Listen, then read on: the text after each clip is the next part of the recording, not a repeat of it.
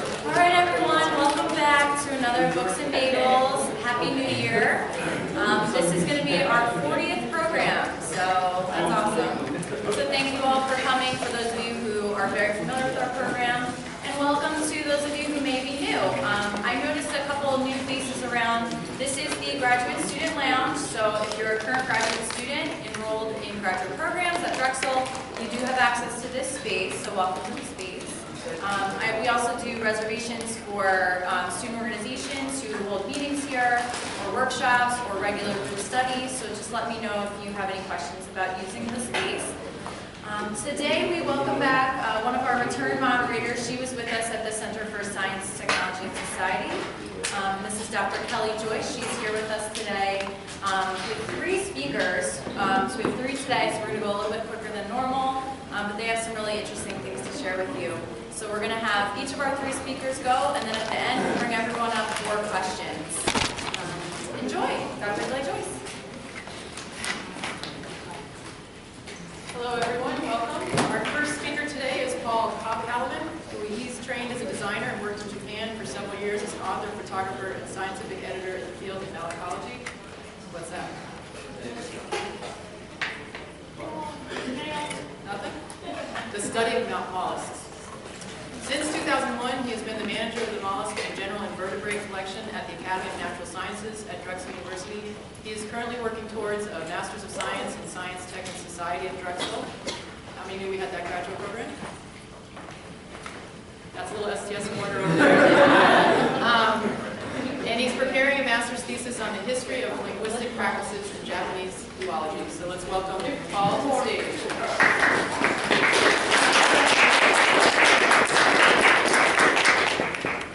All right, I'm told I've only got 15 minutes, so I'm going to make most of this up and be really quick about it. Key to being a good graduate student is to wait 30 years after your undergraduate degree, so that way you can put all your material together and be in good shape to get your degree by the time you retire. My interest is in linguistics of science and the names of things, and those are linked inextricably to the concept of fidelity. And that then segues into measurement and standards and so on. When we as scientists, not just as scientists, but as artists and humans generally, what we mean by a fact, what we mean by an entity, and the degree to which we will accept compromise in what we say is real, what we consider is real, and then what we tell other people is real, and what we hear from them is real. And this is very tightly bound up with language. Language is a vehicle basically for getting a thought out of my head into yours, preferably without mangling it up too much. But I can deliberately configure my language in such a way that the thought arises in your head in a different shape than that it was in when it left my head. So there's a tremendous amount of grayness in language. But as scientists, and particularly as zoologists and as natural scientists, we try to do the opposite. We try to eliminate all of that subjectivity, and we try to go for fidelity. So I look at the history of a very interesting country. Japan was closed to Western influence for about 220 years. Formally closed, but not actually closed. But during that time, its natural science went from one base based in old Chinese literature and aimed at certainty through a metamorphosis that was then cut off with the arrival of Western science, which aims at a different kind of certainty. In the Chinese model, we already know everything. All we have to do is find names for it. In the Western model, we don't know anything, and each new thing has to be named. And so Japan went from fully embracing the former to fully embracing the latter in 35 years. And what then happened was a gradual re-emergence of what it had once had, which was its own vernacular way of talking about things. When Japanese people name something, when they say that is a such and such, they use their own names. And that did not go away with the arrival of Latin and nomenclature and the rules of taxonomy and so on. It existed among the people, and it continues to exist.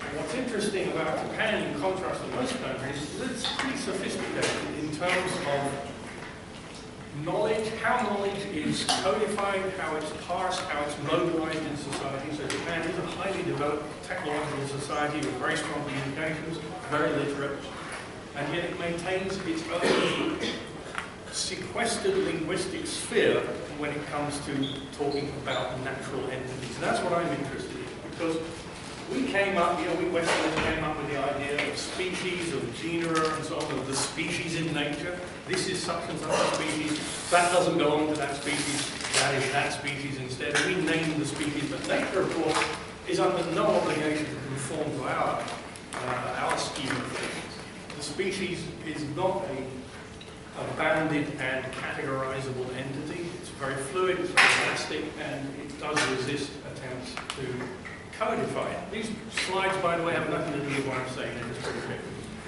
So the way that an entity, we know what this snail is. There's a photograph of one. We have our name for it. It was named by Lightfoot in 1786, based on a specimen probably from China. The Japanese have known about it since the 9th century. But their name didn't become linked to that picture until the 17th century. Their name was written in different ways, depending on what they were trying to do. So right in the middle there's one syllabary, one way of writing in Japanese. On the left is another way of writing in Japanese. On the right is the Chinese name. Nowhere is there the Western name, because when this book was written, the country was still closed. And so we got around to putting one of our names on it, and we think this crystallized the species. So now we know what this species is, because we have these nice clear figures, and we have this Latin name that cannot be messed around with. So at last we have brought this in from the world of uncertainty, and we've nailed it to a tree, and we've said here's what it is. But the Japanese had known what it was and had named it over 1,000 years earlier. And it turns out that our concept is based on an amalgamate figure that's probably two different species. Whereas they have been absolutely certain what this thing is and what their name means since long before they put out IGF or Western science. So, just because the country was closed didn't mean that people didn't do science. People collected natural objects, they collected gems, they collected minerals, they collected shells, they wanted names. So they put their own names on, and then as people tend to do, they started drawing pictures of things, they published those pictures as books. And this sounds like a familiar story. It's exactly what happened in the West. Natural history, as we have contrived it in the West, already fully evolved in Japan without ever touching Western languages or Western methodology. It was in place and developed to a certain extent when Western zoology showed up after the country was opened in the 1870s and basically overwrote it. The Japanese embraced Western zoology because it was much bigger, it was much more detailed, it was much more complex, it appealed to their sense of order, but they did not abandon their own system. Then became its own sphere, and it remains to this day its own sphere. So these are early Japanese books written by collectors for collectors, assigning names to things, often adding on to them where the thing was collected, who it belonged to. The black block there is where a name was decided to be inappropriate and was blocked out in the later edition of the book. So they were doing nomenclature. It just wasn't nomenclature that looked like what we do. Authenticity, fidelity, there are the names of the owners of the shells. What that means is these are the types. If you want to see these shells, go and see this person. He owns it. So they're linking an event, seeing somebody's shell in their house to a figure. So the figure is achieving fidelity not only as a representation of a concept, but as a representation of an actual object. An actual thing that can be accessed and viewed in order to confirm the veracity of the figure. And we think of this as typification. We think this is a Western invention. It arises naturally. This is a natural inclination of humans to collect interesting objects, to classify them, to put the ones that are all alike together, to codify them, and to name that entity is not something that is unique and characteristic of Western science. It has happened all over the world in different times and different places. And it just so happens that in Japan, they also have a printing industry, they were highly literate, so they were able to codify in such detail that we can compare the two schematics and really deepen and amplify our understanding of what fidelity means, of what reality means, and what codification can and can't do. So we come up with this concept of modern Japanese science. It's modern in the sense that it belongs to the Victorian and post-Victorian era. It conforms more or less to the standards of Western Western science, but it is uniquely Japanese because it's conducted in the Japanese language. It is science, Jim, but not as we know it. So, just going ahead, we Westerners, one of the things we were able to do was introduce to Japan technologies that just upped the fidelity. You can identify those specimens. I've actually seen that one on the left and compared it to the figure and said, yes, that's actually a lithograph, that's a hand-drawn lithograph. The Japanese thought, this is fantastic. So they just learned the techniques and adopted them. And then, in the language itself, aligning our system of nomenclature against theirs and saying where there is no controversy about what the Western name means and what the Japanese name means, we'll just make them equivalent. But there are some Western names that we don't think occur in Japan, and there are some Japanese entities that we don't think have a Western name yet. So for those, we will just use the Japanese name. And there are a lot of those still. So there are putatively species that have been identified and named that we don't know about because we can't read Japanese. That's an interesting case. We think that our science is bounded, that it's complete, and that every time something is added to it, everyone who is taking part sees that and understands it. Not the case. There's a whole other world where if there's an entity for which there isn't a name yet, they'll make the name up. And they don't have to tell us about it. It's not our world. So I'm going to whiz through these. I've only got 15 minutes to get through those. But this just shows how by the early 20th century, the Japanese had not only absorbed Western nomenclature, they had assigned a Japanese equivalent to every Western nomenclature entity, every Western name that they agreed with.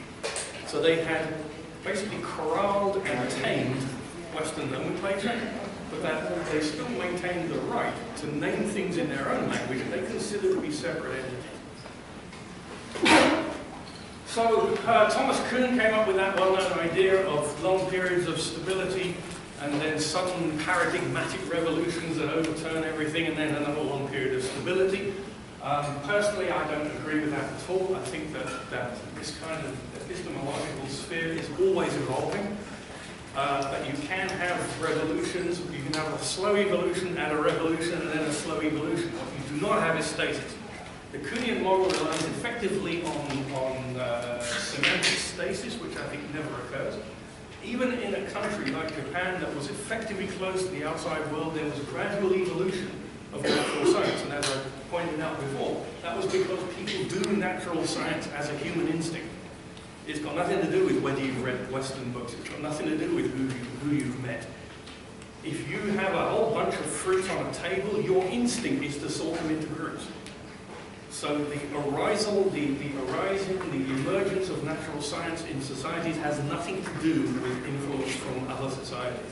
Essentially, it can be accelerated by that, it can be changed by that, as we've seen just now, but it's not caused by that. And that's something that no one really has been doing a lot of work on. So here finally, this is the current situation in Japan.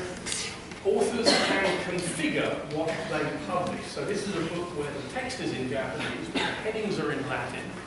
The picture captions are in a mixture of Latin and Japanese. So the author is saying, I want foreigners to use this book to align my pictures against Latin names. I'm happy for them to do that, but I don't think they need to see what I have to say about these things. So being able to work in two languages allows an author to configure the readership and to configure the peer group in a way that you can't if you're only working in a single language. So in English, for example, if you get a paper and there's an abstract at the beginning, you read the abstract and you think, that doesn't sound right. I have to read the whole paper to find out whether he's right or not. A lot of Japanese papers, there's an English abstract, but the text is in Japanese. You have to trust the author to have got the abstract right. You have to trust the abstract to represent the concepts in the paper. You cannot re-question it because you can't read it. So bilingual configuration of books like this gives the author, the editor, and the presenter a level of control that they wouldn't normally have. But it also points out to us, and keeps it an important matter for us, that you can do science without using English. You can do very good and very legitimate science without using English. There's no rule that says you have to. And if we ignore that, we lose a lot of content. We lose a lot of potentially very useful resources and relationships. And that's about it, I think. There you go. Few acknowledgements. Thanks very much.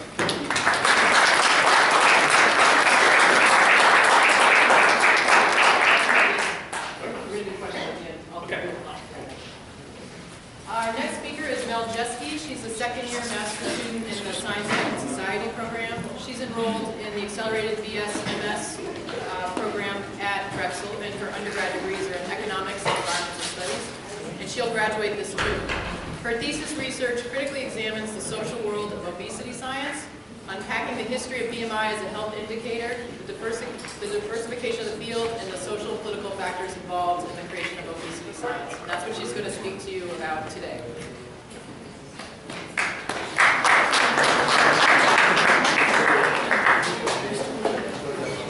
So I became interested in the field of obesity science through my role as a group exercise instructor and personal trainer, where I had worked for several years. And so if you've ever done a fitness assessment or spent time in the gym, you'll learn that there are different techniques people use to judge physical fitness. And one of those major techniques is BMI. So I'm curious, how many of you know what your BMI is? A couple people. How many people know what BMI is as an indicator? And so the obesity epidemic really hinges on an understanding of what BMI is, which is body mass index.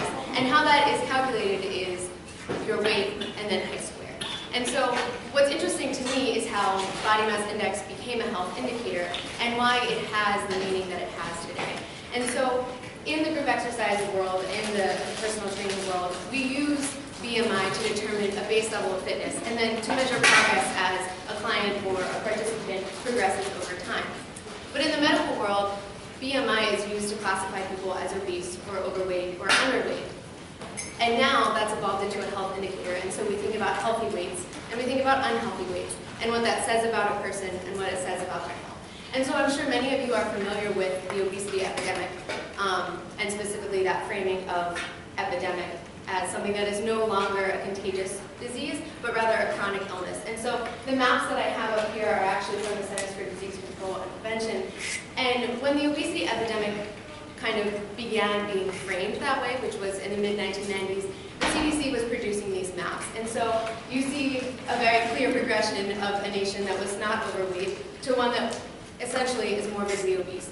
And so these maps have been criticized several times, particularly by social scientists, because some of the numbers perhaps may have been fudged, but also because these maps really drove a lot of funding, publicly and privately, in understanding the causes, treatments, and prevention for obesity. And so concern about obesity has been at the forefront of the public health agenda since the turn of the 21st century.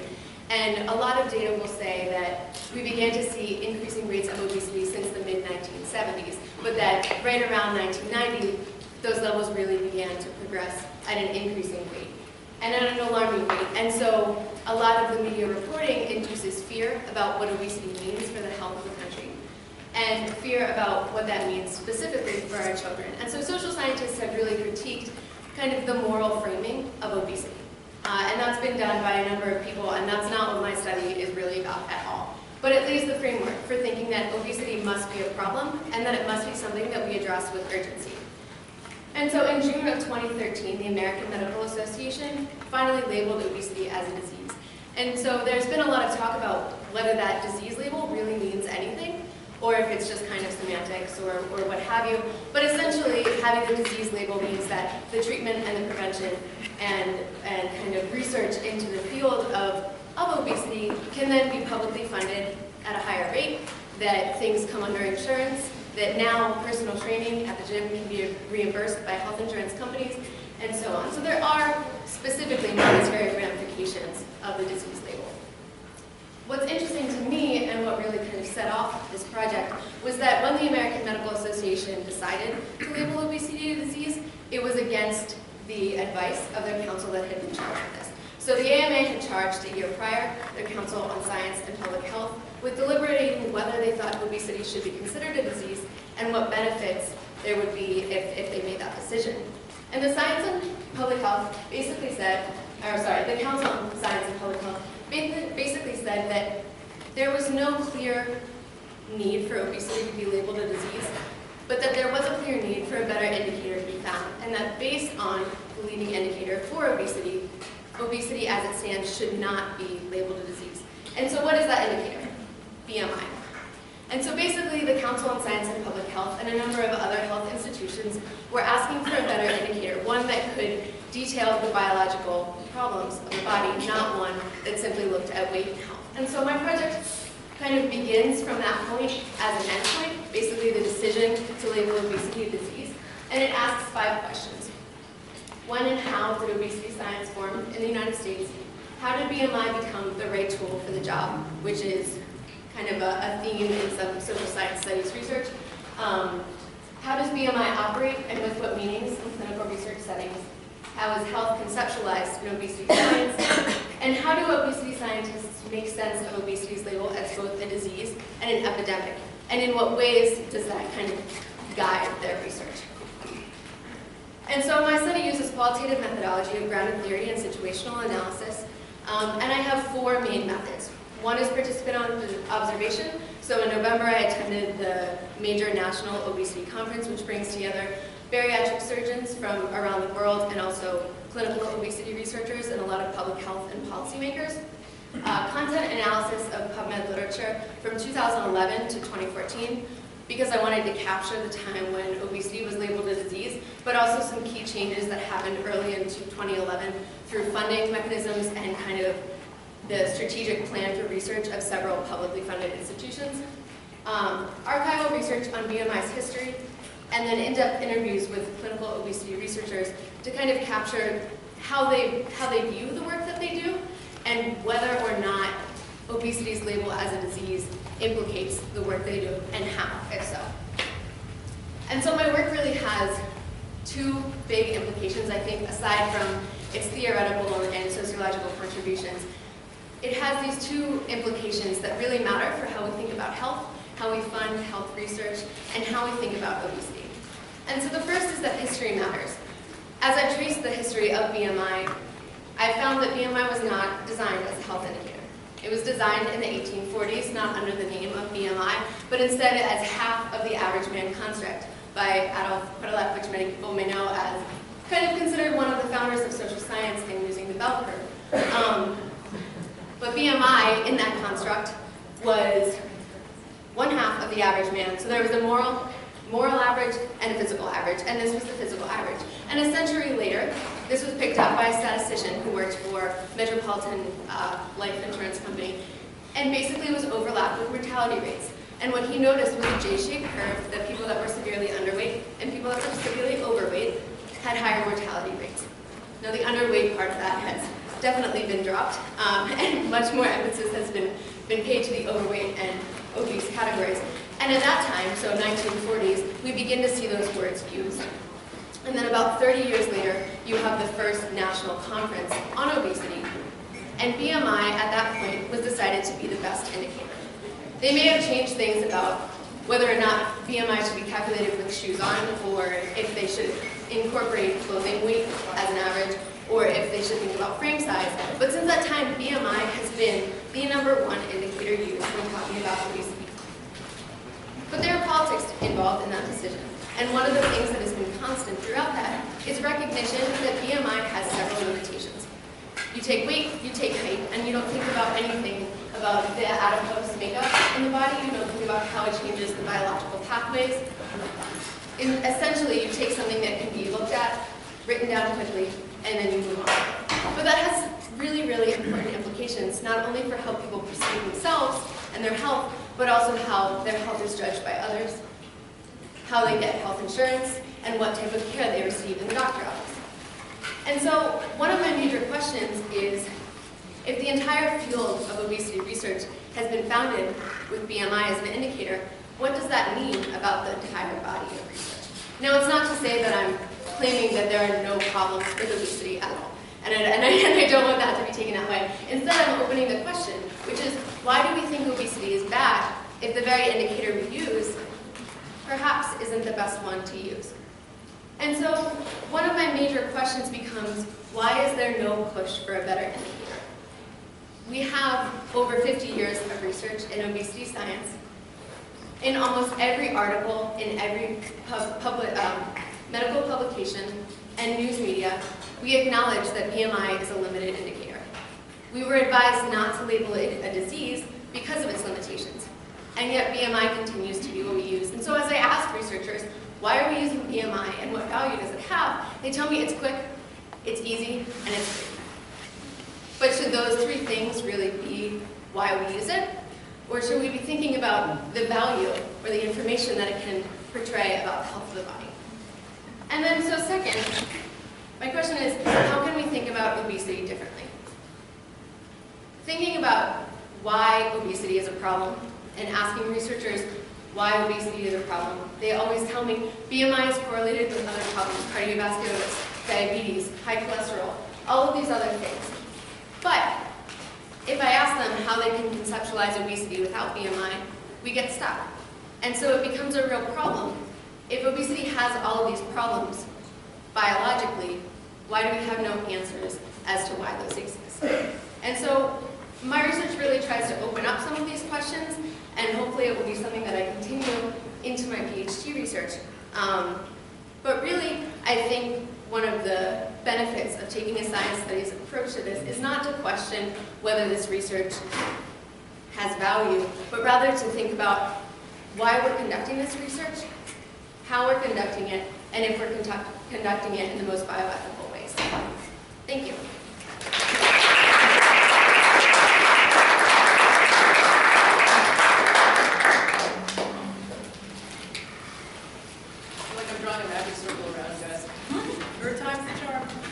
Caterina Mosti is our third speaker. She is she's a third-year clinical psychology doctoral student at Dr. Kloss and Dr. Spears' Health and Neuropsychology Lab. Her general research interests include neuropsychology, traumatic brain injury, and sleep. Caterina aims to continue her line of research investigating the nature and course of post-concussive sleep disturbance and to further understand the influence of sleep issues on cognitive recovery. Caterina?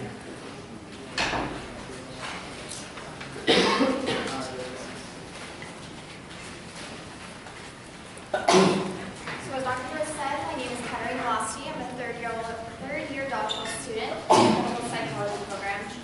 Very broadly, my interests are in health and neuropsychology, which is the study of brain-behavior relationships. But more specifically, I'm interested in this intersection between sleep disorders and traumatic brain injuries. So what I'm going to be talking to you about today is the emergence and the incidence of sleep disturbance after concussion or mild traumatic brain injury. So traumatic brain injuries are a major cause of hospitalizations and ER visits every year. The CDC estimates that probably over 1 million to 4 million sport-related concussions occur every year. But this is likely a significant underestimate, one, because there are more concussions that occur outside of the sport world. Second, a lot of people don't know how to recognize the symptoms of concussion. And third, a lot of people don't seek medical treatment for what they perceive as a pretty mild brain injury. So if you've been watching the news over the past couple of years, you've seen there's been a huge push in a couple different areas for really doing a lot of research into investigating the long-term effects of concussion. So the NFL especially has put a lot of money, a lot of research, and a lot of media efforts into really looking into what are the effects of concussions, and especially repeated concussions on the brain. And some researchers kind of suggested that repeated, even mild brain injuries can cause early dementia.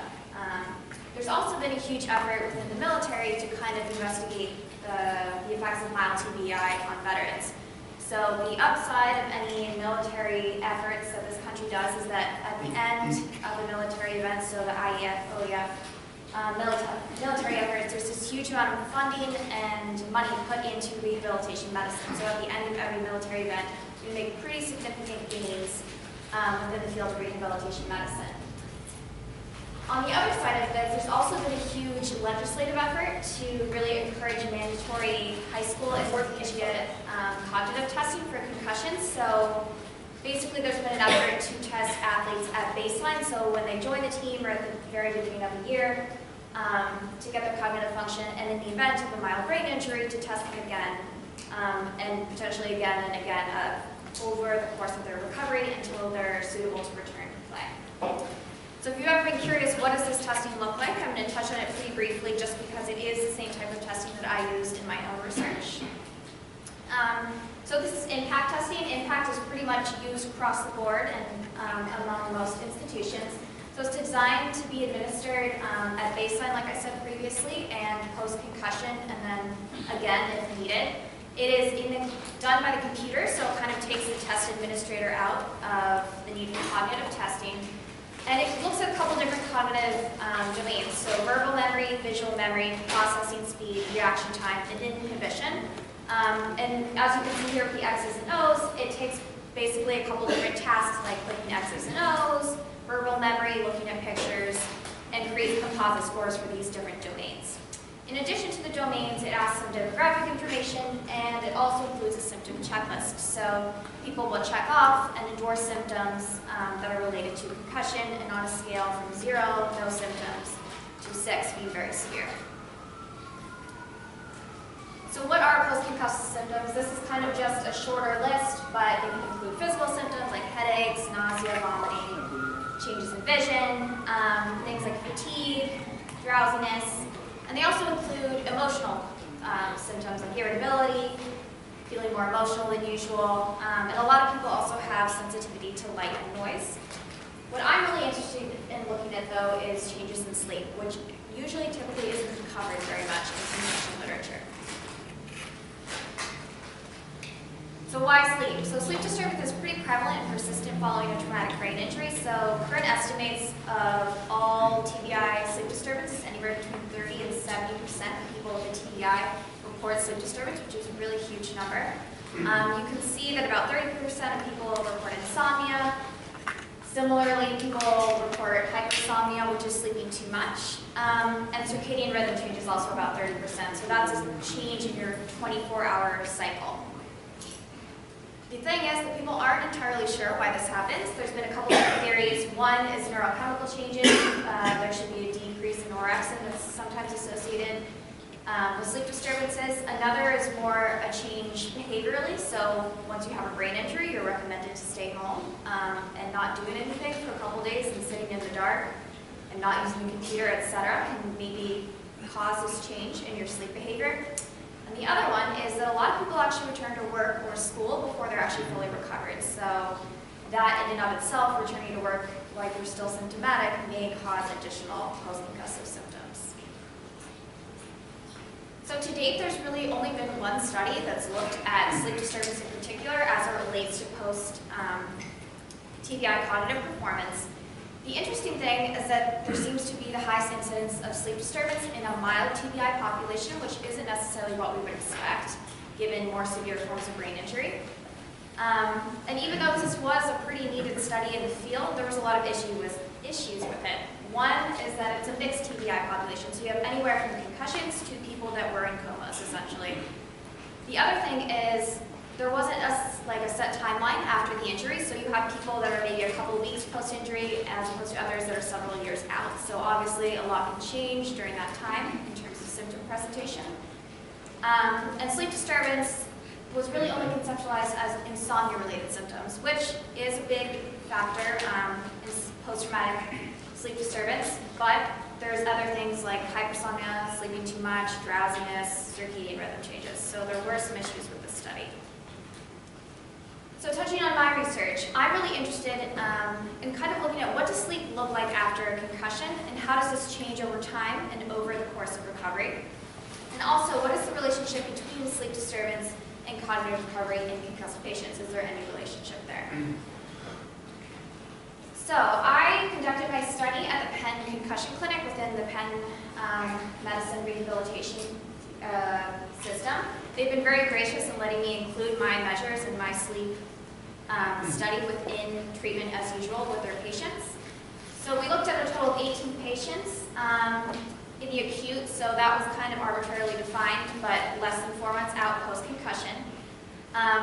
Typically, and this is part of the typical concussion clinic protocol, they're administered impact testing, they complete a series of symptom checklists, demographics, and what I included are my sleep questionnaires. So these are self-report sleep questionnaires. If you're interested in knowing more about them, I can tell you about them later. But they basically return on a weekly basis to monitor symptoms, see how they're doing, checking in, until their symptoms are mostly resolved. And at their final appointment, again, they take the cognitive testing and they're administered the sleep questionnaires.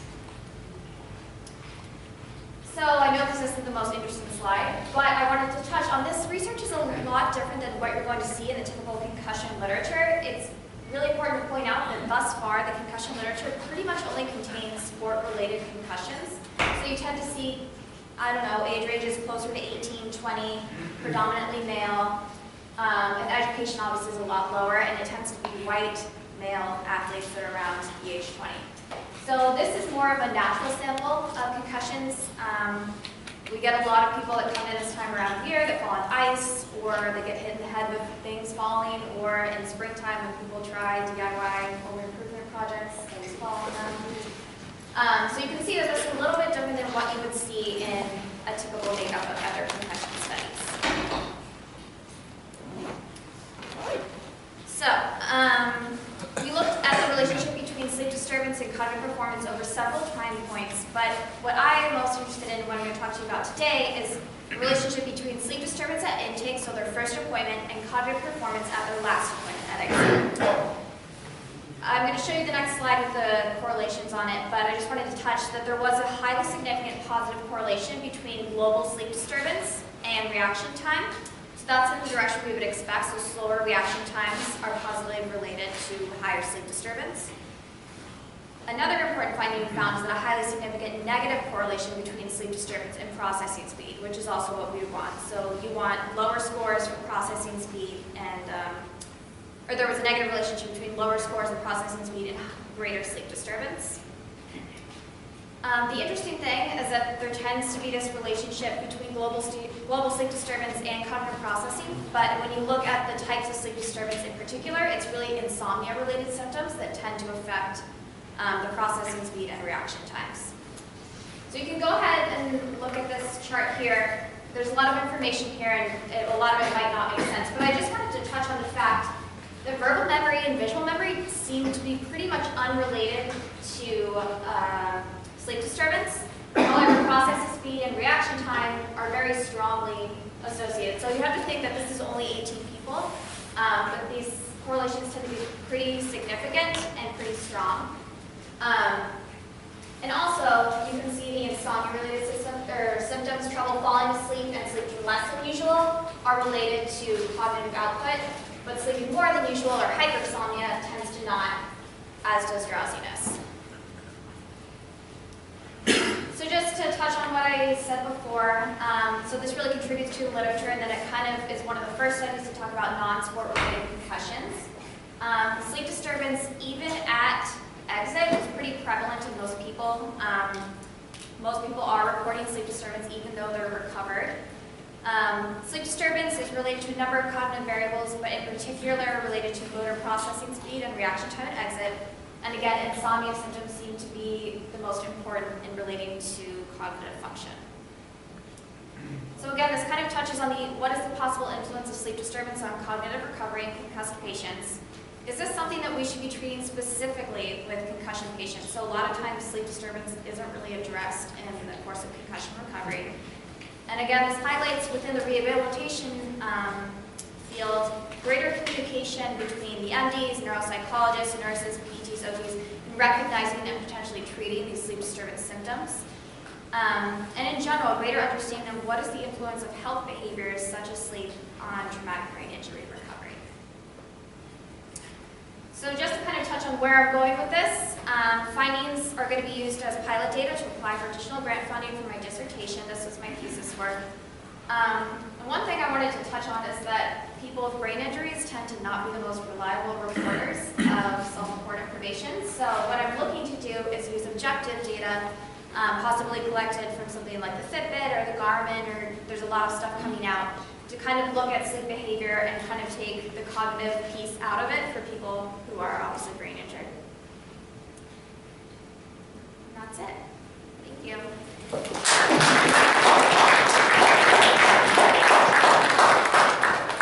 do all three of the speakers want to come back for questions? Yeah. Questions for our speakers? Yeah, go ahead. Caterina, for your study, how do you separate just insomnia-based impairment from concussion? Or can you not do that with what you're trying to measure? Like if there's, impairment due to just lack of sleep versus lack of sleep with the concussions would you have to look at a separate control, or can you not account for that just based on the It's hard to say because everything kind of gets muddled together with a concussion. But the impact actually will ask you how you slept last night. So that's something I didn't touch on here, but it can ask you how you slept last night and whether or not that sleep is sufficient.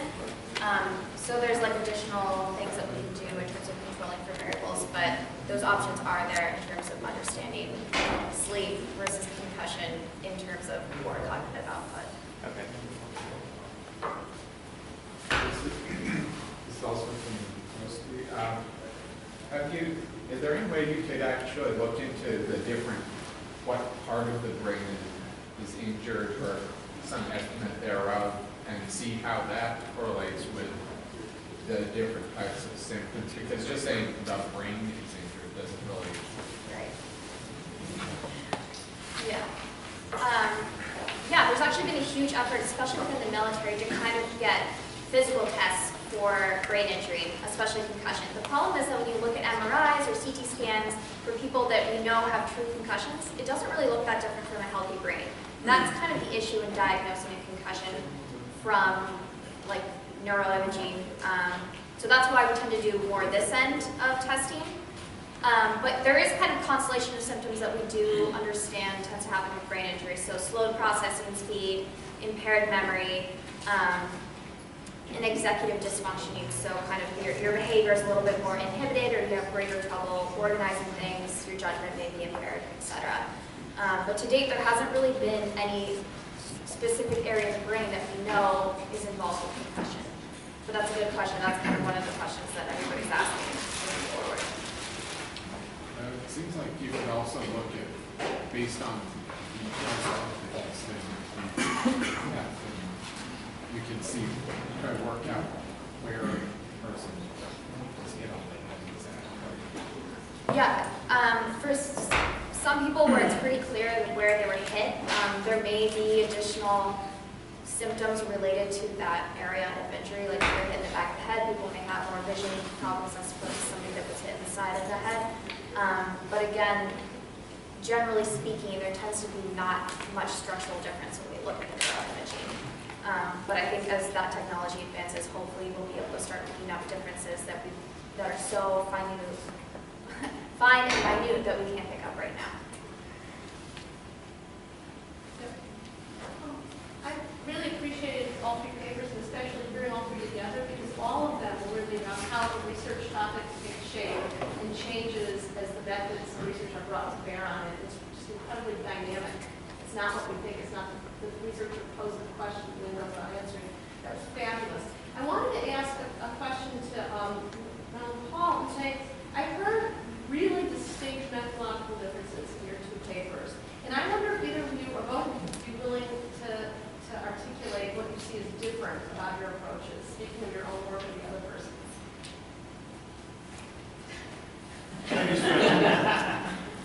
Well, I think one of the things that has really dictated how I've designed my methods has been, thinking about how you unpack meaning. So BMI is used in obesity science, and I take that as what it is. But I am curious as to how it's used and why it's used. And so to answer questions like that, I'm not going to, count how many studies use BMI. I'm going to ask researchers why they use BMI, how it, changes the research they do, or why it causes them to ask certain questions. I don't know how different that is from you. For me, it's more that I've worked in both languages, in non-alphabetical and alphabetical languages. And so I know that we create false positives for the recognition of, in how we recognize concepts within languages that look like our own. And a good example of that is how Darwinism was received after the publication of The Origin of Species. In European criticisms of Darwinism were written in European languages, and so they were taken much more seriously, and they were seen to be part of a debate in Britain. Whereas later Japanese work on Darwinism was largely ignored because it was unreadable. The interesting thing is that the Japanese had absolutely no problem with Darwinism at all, because it chimed very clearly with what they already thought and their pre-existing worldview. Whereas a great many of the things that were written about Darwin and his work in European languages were complete garbage. But because they were in European languages, they were taken very seriously. So, for me, you cannot uncouple the rendering of meaning from the language in which it is rendered. And you have to, it's important to redraw your map of human intellectual activity around the geography of languages.